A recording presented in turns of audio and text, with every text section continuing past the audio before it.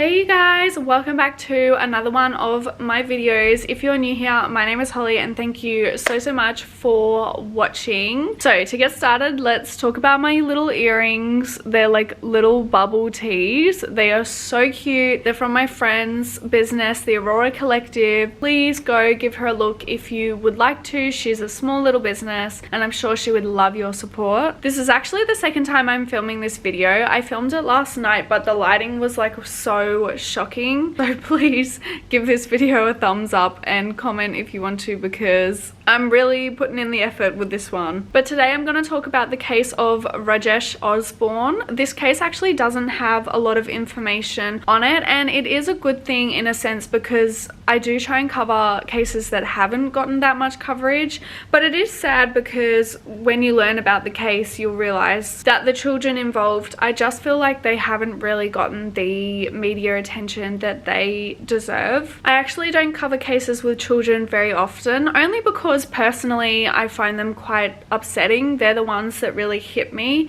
but I do recognize the importance of covering like a whole array of different cases on this channel, which is why I've decided to do this one. Last thing before we get into this video is just that this case discusses domestic violence, and so if that is something that you are not comfortable with, I have a lot of other cases and vlogs and whatnot on my channel that don't discuss these themes, and you are more than welcome to watch those. But without further ado, let's get into the video. So this all starts with a little baby boy named Rajesh Rohit Ram Osborne, who was born on the 24th of April in Fiji in 1973. I couldn't find any information about Rajesh's father. I don't know if he was around when he was growing up, but his mum's name was Rameshwari Devi. Rajesh grew up with 3 siblings on the beautiful island of Fiji, and I know that he was close with at least 2 of them, 2 of his sisters, Arumesh and Roshni. In 1996 in Fiji, Rajesh married his wife, who was chosen to keep her identity private, so for the sake of this video we are going to call her Christine. And at first the relationship was going really well. They both cared for each other so much and were so excited when in late 1997 they found out that they were expecting their first baby. Around this same time, the couple actually decided to up and leave Fiji and move to New Zealand. There was a few reasons why they decided to do this. The main one was Rajesh actually got a better job opportunity there, and as well as this, it kind of just made sense because Christine's mum actually lived in New Zealand, and so as she was pregnant they just felt like it was the best decision for them to move there because Christine's mum could help look after the baby. Their first child, a little baby girl who they called Asia Charlotte Osborne, was actually born on the 12th of February 1998, and 2 years later, on the 10th of August 2000, the couple actually welcomed their second child, a little boy who they called Jairus Nicholas Osborne. Again, on the 24th of October 2002, the couple had a third baby, another little girl who they called Grace Cheyenne Osborne. In 2004, Rajesh and Christine actually moved from New Zealand, where Christine's mum was, to Melbourne, Australia, where Rajesh's mum was. There was better work opportunities for him there, and so it just made sense for the family to make the move. I believe that not long before the family made the move, Christine actually gave birth to a 4th baby. It was another little girl who they called Aroha, which is such a beautiful name. Sadly though, Aroha actually got bronchial pneumonia when she was only a month old, and she actually passed away from this. This really affected everyone in the family really deeply. I mean, these parents loved their kids, and I can't imagine how hard it would be to lose a little baby. After this, the family of 5 moved into a little house in the suburb of Roxburgh Park, which was really close to Rajesh's mum, Rameshwari Devi, and also close to his new job at Windsor Caravans. Roxburgh Park, from what I can tell, is a suburb on the cheaper side. It's located about 30 minutes north of Melbourne CBD and about 25 kilometers out. It's basically one of the last suburbs before you get to farmland, which I'm guessing is the reason it's a bit cheaper. It's pretty multicultural also, with a lot of people from from Assyrian, Chaldean, Turkish, Australian, English, Iraqi, and Italian heritage living there. So by 2004, the relationship between Rajesh and Christine actually wasn't going great. Rajesh was abusive, and he had been for a few years, with it continually getting worse. He was physically, verbally, and sexually abusive towards her, and because of all of this, they'd actually broken up a few times previously. To top this off, Rajesh wasn't the most committed either. He actually had a few relationships with other women during their relationship, which obviously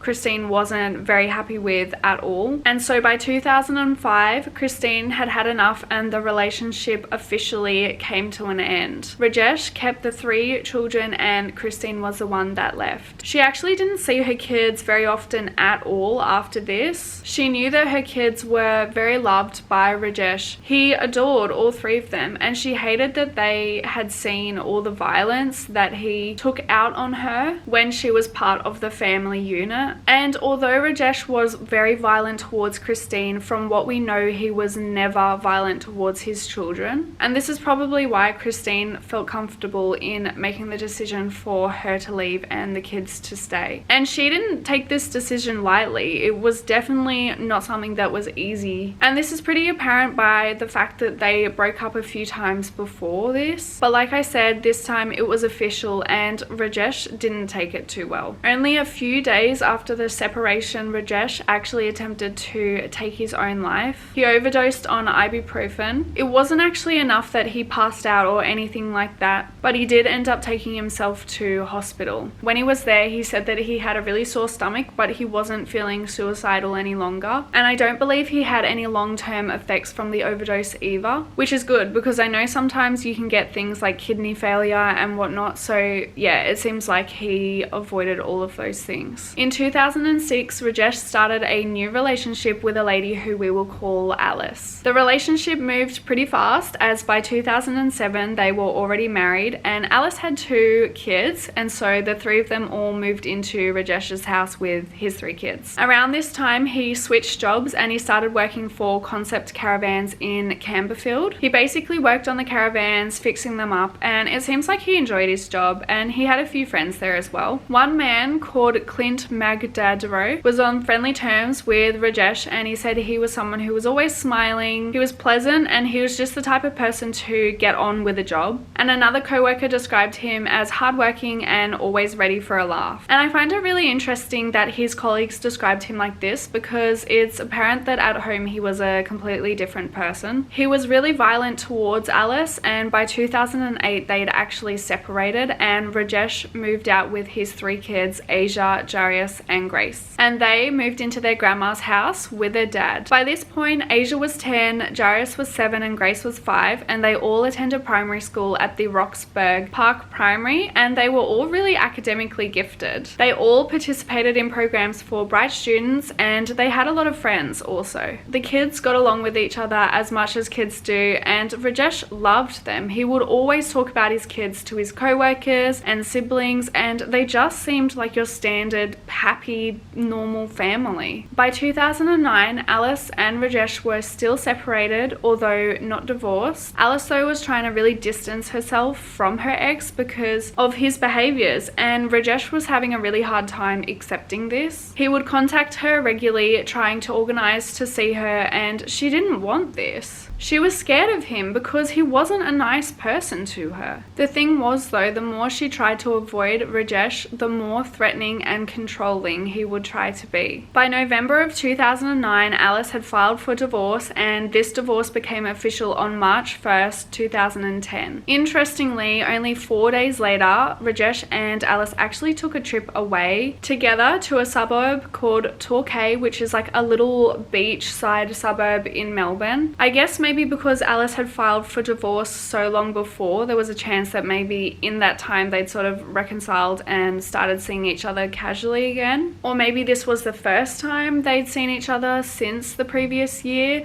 I'm not too sure, but either way, when they met up, things hadn't really changed. Rajesh was still abusive, and on this trip they actually got into an argument where he slapped Alice on the face and verbally threatened her. He also made sure that she knew that he was carrying a knife, and she knew this because he showed her the knife. And understandably, because of this, she felt really intimidated and was really concerned by his behavior. Alice was actually so concerned that the day after they returned from the trip, which was the 8th, she anonymously called Crime Stoppers to let them know Rajesh was carrying a knife. And on top of this, she reported that he had previously mentioned that he knew how to get a gun from Sydney if he needed to. And at this point, she decided that her best course of action was to just completely cut off communication with Rajesh, which she did. And of course, Rajesh wasn't happy about being ignored, and on the 28th, he decided to call her. She picked up the phone and he demanded to know where she was. And Alice didn't tell him where she was. She didn't want to see him, but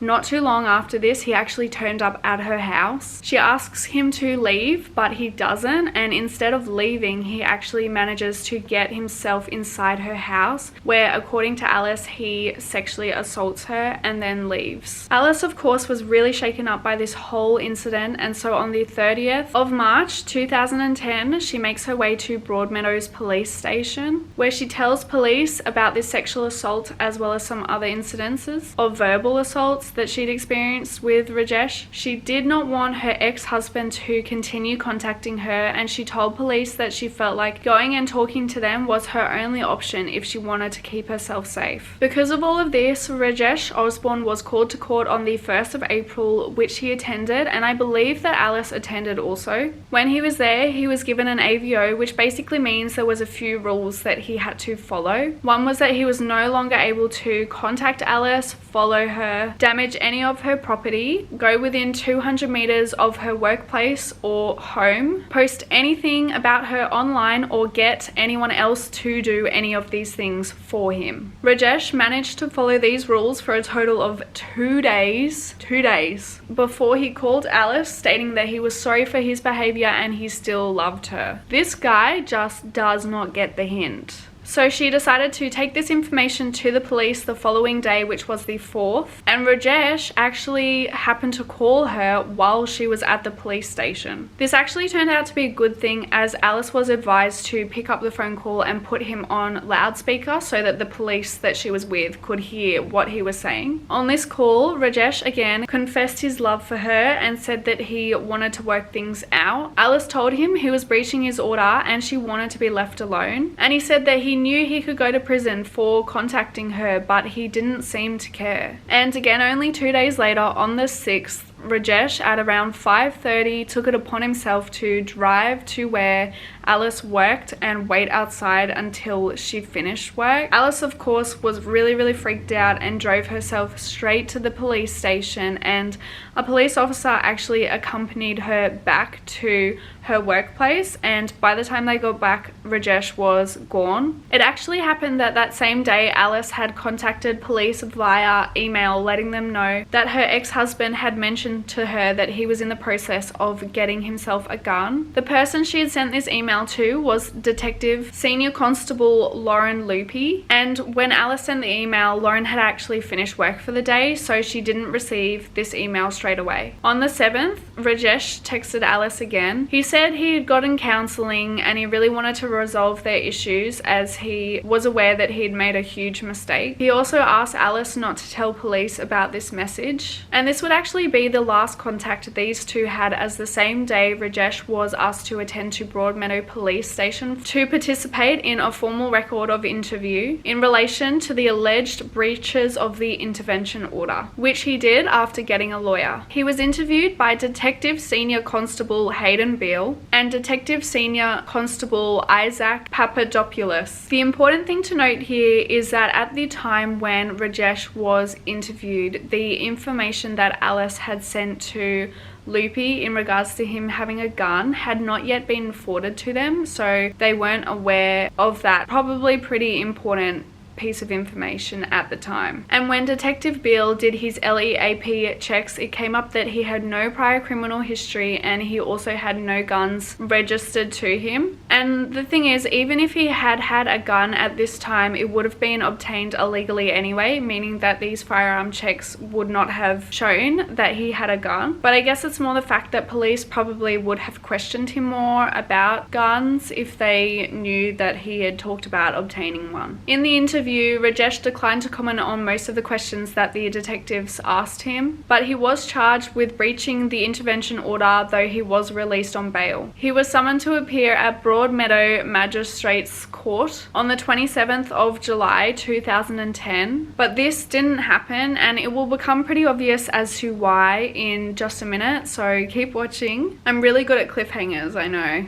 But before I explain that, let me introduce you to Rajesh's third lady interest, Rima El Bayad. I couldn't find an exact date as to when these two got together, but I believe it was sometime in early 2010, which means that they definitely started seeing each other when Rajesh was still contacting Alice. And I'm going to assume that Rima wasn't aware that Rajesh was constantly trying to call and text Alice, trying to win her back. And this is kind of a side note, but what is with some men literally not being able to be single? I feel like I need to do some more research into the psychology of that, because from what I could tell, it just seems like Rajesh literally could not live with the thought of being single. But anyways, on the week of April 5th, Rima and Rajesh had actually had an argument. Rima felt like there was something upsetting her new boyfriend that he wasn't telling her about, and this in turn upset her because she wanted to help him. She felt like he was depressed and she couldn't work out why. And the thing was, Rima actually didn't know that Rajesh was in contact with police and had been ordered to appear in court in only a few weeks' time in July. On the 9th of April, Rima and her young son actually stayed at Rajesh's house for the night. The couple talked about his low mood a little bit, and Rajesh actually opened up slightly. He just said that he was dealing with some issues that were caused by his ex-wife, and he didn't feel like these issues were things that he would be able to overcome. The same night, he actually also made reference to how Rima could remember him. And I don't think Rima thought too hard about the comments because they happened over the span of a whole night with other conversations happening in between. The following day was a Saturday. It was the 10th, and Rima was really concerned in the morning because Rajesh was actually still very upset. She said that throughout the morning he was very teary, and although she was trying everything to console him, she just felt like she wasn't really getting anywhere. He actually normally worked Saturdays also, and his mum, Miss Debbie, noticed that he didn't go in this day, and although she did think it was weird, she wasn't overly concerned because he was an adult and he was very capable of knowing when he was and wasn't fit to go into work. And the fact he was home worked out well for her anyway, because she actually wanted to go to the local markets that day, and it meant that he could stay home and watch the kids while she did that. At 10 a.m, Rajesh's mum, girlfriend, and girlfriend's son all set off to go to the markets, which were called Preston Markets. Rima's little boy was actually around the same age as Jarius, and that day he'd really wanted to stay with the three kids and just play with his friend Jarius, but Rajesh actually insisted that he go with his mum. Rajesh told his girlfriend that he loved her and advised his mum not to get too much food, and they set off. Now, it's hard to know specifics of what happened next, but somehow Rajesh convinced his three kids, Asia, Jarius, and Grace, to all go into his bedroom, where he fatally shot all three children. He killed his youngest girl, 7-year-old Grace, first, then turned his gun on his 10-year-old son, Jarius, who was standing nearby, before killing his 12-year-old daughter, Asia. And it honestly breaks my heart to think about these kids, because at least Jarius and Asia would have seen Grace, and then for Asia, Grace and Jarius being shot, and I just wonder what was going through their minds. Like, they would have been so terrified. Imagine the person you trust the most, your own dad, shooting you. I just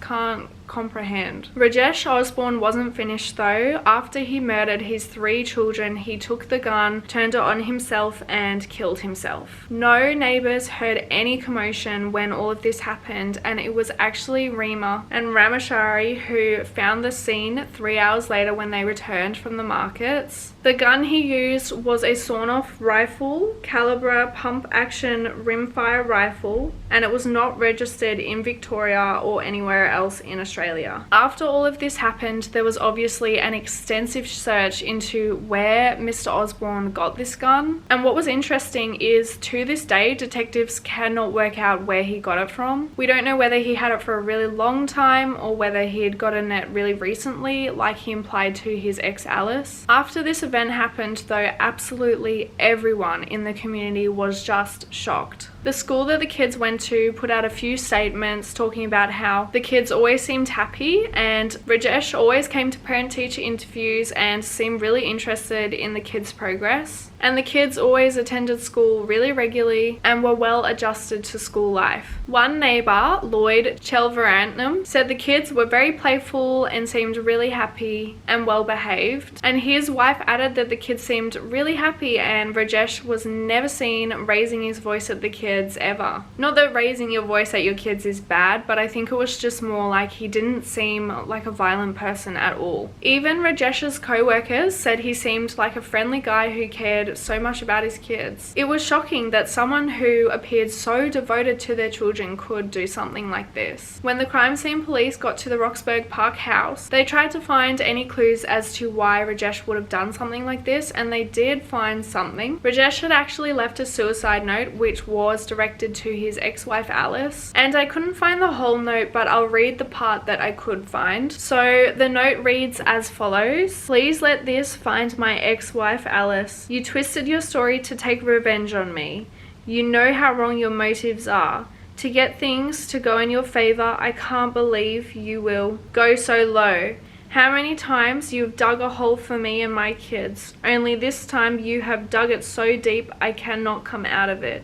Don't ever do this to anyone. You will live to see another daylight with your twisted mind." Because of this note, it's assumed that the reason Rajesh did this was to get back at his ex-wife Alice, which is just so wrong and absolutely devastating. And Alice has never spoken publicly about this incident, but I am sure this is something that will affect her for the rest of her life. I just find it so sad the lengths some people will go to get revenge on a partner, and Alice has actually chosen to keep her identity private because she was scared that people would blame her for this incident, and it is not her fault. It's just so sad that that's what this came to. But to conclude this video, I wanted to talk briefly about the kids and what sort of people they were described as. Asia was described as a very bright student who went above and beyond in her schoolwork. She had lots of friends and was wise beyond her years. Jarius was described as young, bubbly, and full of energy. He loved playing football with his friends and was super caring also, both for his sisters and for all the friends that he had. Grace was also bubbly and full of energy. She was described by teachers as very polite. All the kids were, but Grace in particular.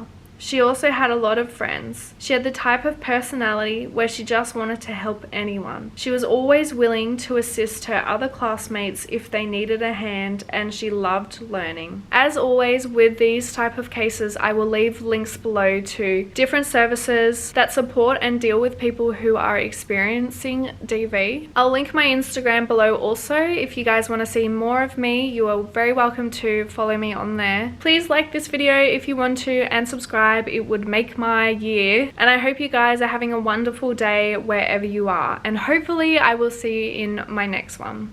Bye you guys.